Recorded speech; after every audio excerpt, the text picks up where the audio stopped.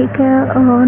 इसको अगर स्टार्टिंग से शुरू करें तो इसकी परिभाषा हो जाएगी खाद्य सुरक्षा की हो जाएगी, ठीक है ना। परिभाषा तो खाद्य सुरक्षा में हो जाएगा।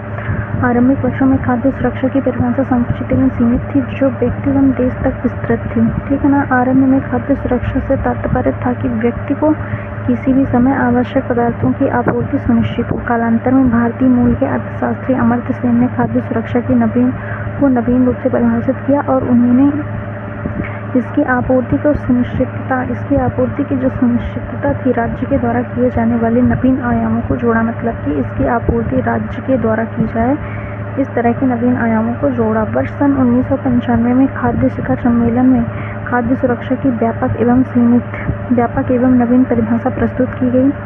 कब की गई थी? सन 1995 के खाद्य शिखर सम्मेलन के अंतर्गत की गई थी, जिसके अनुसार खाद्य सुरक्षा वह स्थिति है जिसमें व्यक्ति, परिवार, समाज, देश तथा उसके स्वास्थ्य एवं सुरक्षित जीवन हेतु आवश्यक प्राथमिक भोजन हेतु जरूरी गुणवत्तापूर्ण सुनिश्चित खाद्य पदार्थों एवं भौतिक एवं आर्थिक पहुंच सुनिश्चित करना है। मतलब इसको अगर सरल शब्दों में कहें तो हो जाएगा कि खाद्य सुरक्षा वह स्थिति है जिसमें इसका दायरा बढ़ा दिया गया व्यक्ति, समाज, परिवार एवं देश तथा विश्व के स्वास्थ्य एवं सुरक्षित जीवन हेतु आवश्यक प्राथमिक भोजन से है, ठीक है ना। प्राथमिक भोजन कैसा होना चाहिए? जिसके अंतर्गत गुणवत्ता सुनिश्चित होनी चाहिए, गुणवत्तापूर्ण होना चाहिए तथा खाद्य पदार्थों की भौतिक एवं आर्थिक पहुंच सुनिश्चित होती रहे, ठीक है।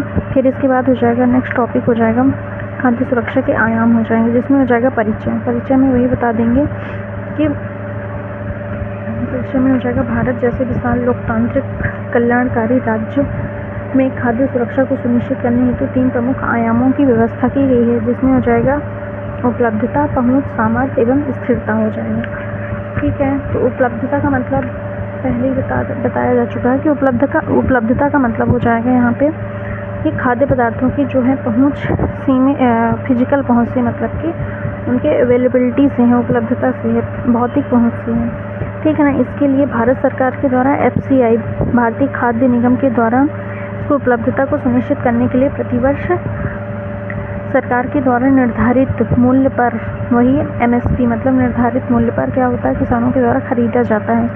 सरकार के द्वारा भंडारित खाद्य पदार्थों को बफर स्टॉक कहते हैं और MSP में जो भी दिया जाता है खाद्य पदार्थ उसको भंडारित करना पड़ेगा और उसके लिए क्या करना पड़ेगा, एक व्यवस्था बनाएगी जिसको बफर स्टॉक कहते हैं, जिसका निर्धारण सरकार के द्वारा प्रतिवर्ष किया जाता है, ठीक है ना। फिर इसके बाद कृषि उत्पादों की बर्बादी को कम करने के लिए, इसकी उपलब्धता को सुनिश्चित करने के लिए खाद्य प्रसंस्करण उत्पादों को भी प्रोत्साहित किया जा रहा है, ठीक है। फिर इसके बाद पहुंच जाएगा। पहुंच का मतलब हो जाएगा भौतिक पहुंच से हो जाएगा। अब भौतिक पहुंच को सुनिश्चित करने के लिए ऐसे वितरण केंद्रों की स्थापना करनी पड़ेगी जो कि व्यक्तियों को आसानी से उन खाद्य पदार्थों की पहुंच को सुनिश्चित करे। मतलब पहुंच अपने आप में एक भंडार गृह हो जाएंगे, जैसे कि हो जाएगा इसमें हो जाएगा सार्वजनिक वितरण प्रणाली हो गया, मतलब राशन की दुकानें हो गया, उनके माध्यम से क्या होगा, सरकार लोगों तक आसानी से और लोग खाद्यान्न की आपूर्ति को प्राप्त कर सकेंगे। गांव के स्तर पर उचित मूल्य की दुकानें जो हो गई उनके माध्यम से प्राप्त किया जा सकता है। फिर इसके बाद हो जाएगा सामर्थ्य एवं आर्थिक पहुंच। सामर्थ्य एवं आर्थिक पहुंच से आगे हो जाएगा सामर्थ्य संबंधी क्षेत्र के लोगों की क्रय शक्ति का सूचक है। मतलब लोगों की क्रय शक्ति मतलब उनके पास इतना धन अवश्य होना चाहिए कि वो उस खाद्य पदार्थ को आर्थिक रूप से इतने संपन्न अवश्य होना चाहिए कि उसको खरीद सकें। इसके लिए हो जाएगा राशनिंग व्यवस्था की गई है। राशनिंग की व्यवस्था प्रणाली शुरू की गई है। इस प्रणाली के तहत गांव के स्तर पर राशन की दुकानों में उचित मूल्य, यहाँ पे उचित मूल्य शब्द बहुत इंपॉर्टेंट हो जाए, मतलब कि उनकी आर्थिक पहुंच के अंदर ही होना चाहिए दुकानों की शुरुआत की गई। फिर इसके बाद हो जाएगा जिसमें हम अन्य बिंदु में देखा था हमने, स्थिरता हो जाएगा। तो उपरोक्त में वर्णित आयामों को बेहतर क्रियान्वयन करने के लिए लोक कल्याणकारी राज्य की अवधारणा को मूर्त स्वरूप प्रदान करने के लिए प्रदान किया जाता है। मतलब स्थिरता आवश्यक है कि अगर इन सबको प्राप्त करना है तो क्या होना चाहिए, स्थिरता होना चाहिए। बेहतरीन क्रियान्वयन के साथ लोक कल्याणकारी राज्य की अवधारणा को मूर्त स्वरूप प्रदान किया जा सकता है। फिर इसके बाद यहाँ से क्वेश्चन क्या बन सकते हैं, तो क्वेश्चन बन सकते हैं, पहला हो जाएगा भारत में खाद्य सुरक्षा से संबंधित बुनियादी ढांचे पर टिप्पणी लिखिए। इस पूरे जो एक सिस्टम है उस ढांचे पर, उस इंफ्रास्ट्रक्चर पर टिप्पणी लिखने के लिए हो जाएगा, ठीक है ना। इसकी आवश्यकता क्यों है, बफर स्टॉक क्या है, ये दो नंबर में पूछा जा सकता है।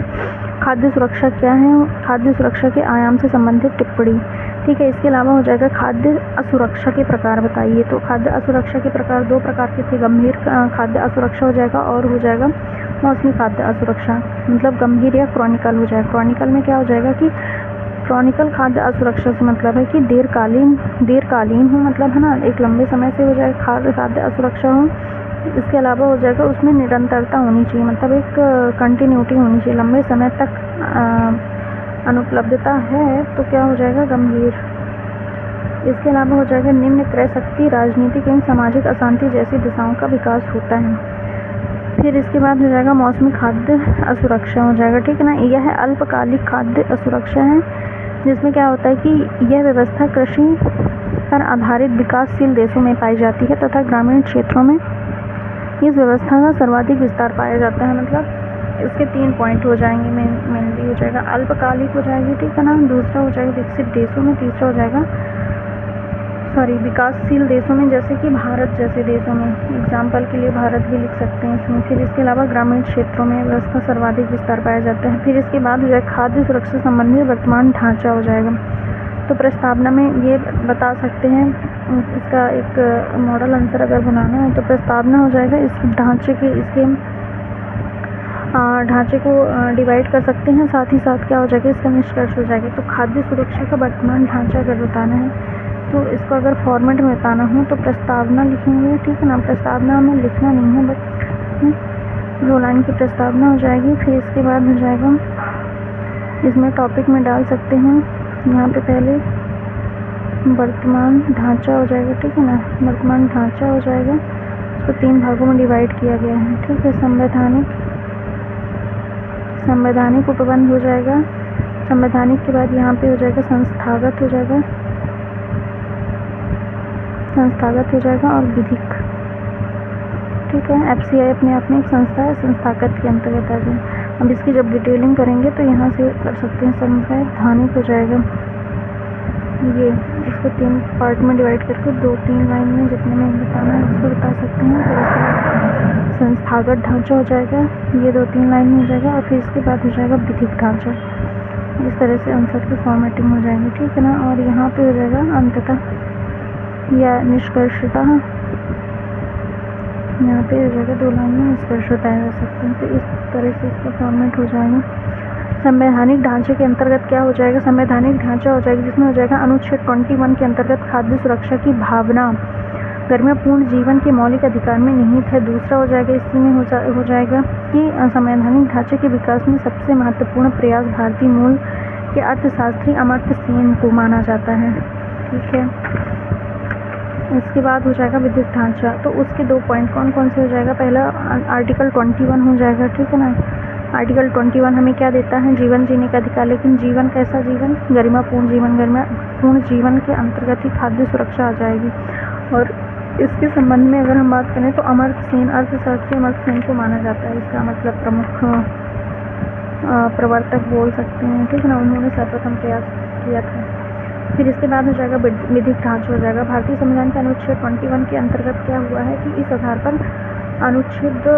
वर्ष 2013 में क्या हुआ है, भारतीय खाद्य सुरक्षा अधिनियम की स्थापना की गई। भारतीय खाद्य सुरक्षा अधिनियम या कि खाद्य सुरक्षा अधिनियम 2013 को पारित किया गया, जिसका मूल उद्देश्य क्या है कि भारत के भीतर 2/3 आबादी जो गरीबी, मतलब 2/3 आबादी को क्या करना है, विधिक गारंटी के रूप में गुणवत्तापूर्ण खाद्य पदार्थ को सुनिश्चित करना है।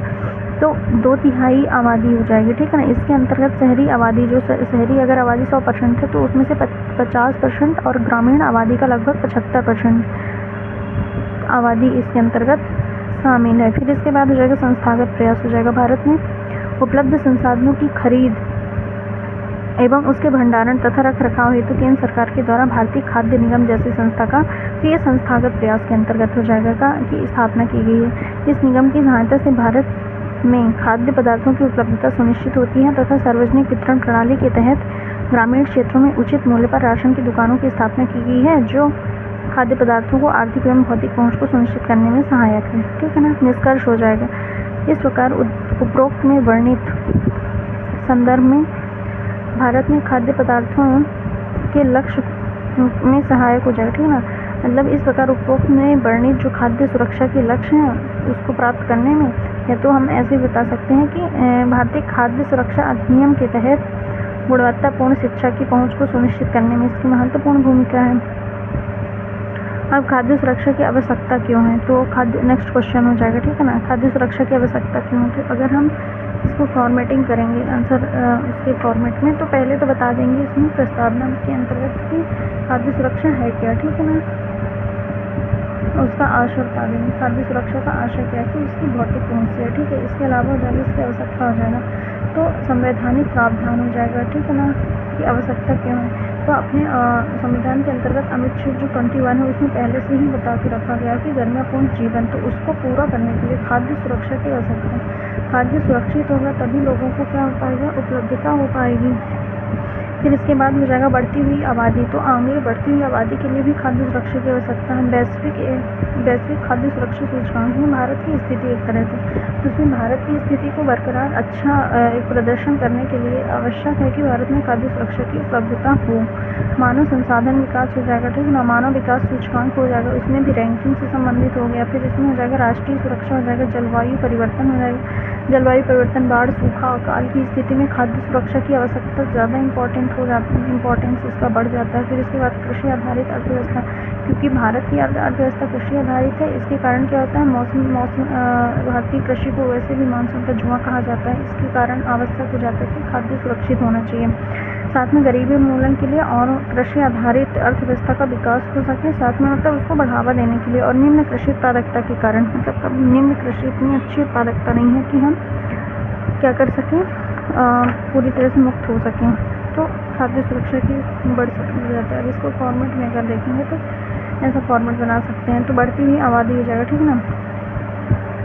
तो बढ़ती हुई आबादी इसका प्रमुख कारण हो जाएगा, पहले तो बता ही चुके हैं, ठीक है ना, कि संवैधानिक प्रावधान आर्टिकल 21 के तहत गुणोत्तर रूप से जनसंख्या में वृद्धि हो रही है, इसलिए प्रत्येक नागरिक को गुणवत्तापूर्ण खाद्य पदार्थ की उपलब्धता को सुनिश्चित करने के लिए सरकार उत्तरदायी है, और उसके लिए क्या करना पड़ेगा, खाद्य को सुरक्षित। फिर इसके बाद वैश्विक खाद्य सूचकांक हो जाएगा, इसमें हो जाएगा, इसमें भारत की स्थिति बहुत ही दयनीय है, इसके लिए हो जाएगा, मतलब टोटल आबादी में 153 मिलियन आबादी कुपोषित जो शामिल है, ठीक है ना। इसके कारण भारत में क्या होता है कि अनिवार्यता हो जाती है। इसके साथ ही जैसे स्टंटिंग हो गया, स्टंटिंग हो जाएगा, वेट लिफ्टिंग हो जाएगा, मोटापा हो गया, इनके लिए भी क्या आवश्यक है, इनकी स्थिति में सुधार लाने के लिए से स्टंटिंग में 31% भारत में हो जाएगी, ठीक है ना, 8% हो जाएंगे, 3% हो जाएंगे मोटापे के कारण। भारत में गुणवत्तापूर्ण पोषक की पहुंच सुनिश्चित करने हेतु खाद्य सुरक्षा का क्रियान्वयन आवश्यक है। फिर इसके बाद हो जाएगा निम्न कृषि उत्पादकता हो जाएगा, ठीक है ना। गुणोत्तर रूप से बढ़ती हुई जनसंख्या तो बढ़ रही है, लेकिन उसकी जो कृषि की उत्पादकता है उसी के अनुसार नहीं बढ़ रही, मतलब जितनी तेज़ी से आबादी बढ़ रही है उतनी ही तेज़ी से उत्पादकता नहीं बढ़ रही है, इसलिए आवश्यक हो जाता है कृषि उत्पादकता कम है, तथा मांग एवं आपूर्ति को बनाए रखने के लिए उसके अंतराल को भरने के लिए क्या आवश्यक है कि खाद्य सुरक्षा को सुनिश्चित किया जाना चाहिए।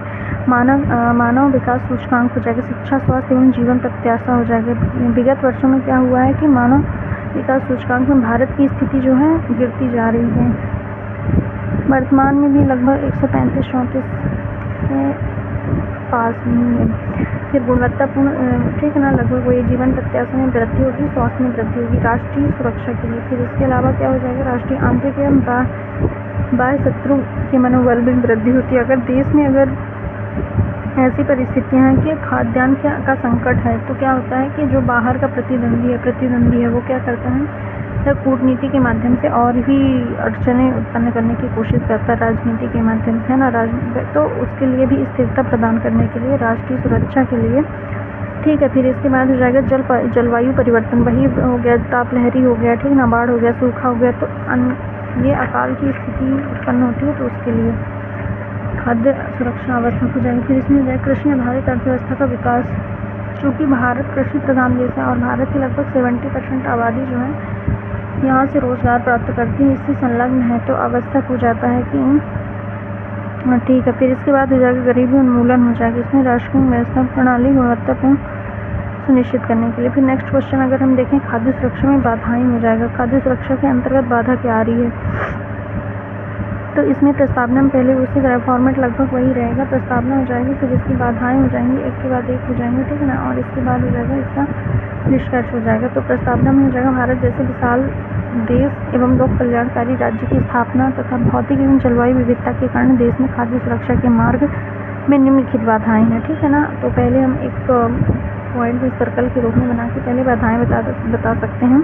अंतर्राष्ट्रीय घटनाएं हो जाएगा, घरेलू जो यहाँ की नीतियाँ हो जाएगी, ठीक है ना, आर्थिक नीतियाँ हो जाएंगी, साथ में आर्थिक नीतियाँ हो जाएंगी, आपदा एवं जलवायु परिवर्तन हो जाएगा, आधारभूत संरचना का अभाव हो जाएगा। फिर इसके अलावा आधारभूत संरचना के अंतर्गत सब आ जाएगा, विपणन हो जाएगा, भंडारण हो जाएगा, है ना, आयात निर्यात हो जाएगा, इंफ्रास्ट्रक्चर वगैरह सब कुछ हो जाएगा। फिर इसके बाद हो जाएगा कृषि उत्पादकता निम्न हो जाएगा तथा कीटों टिड्डी आक्रमण हो जाएगा।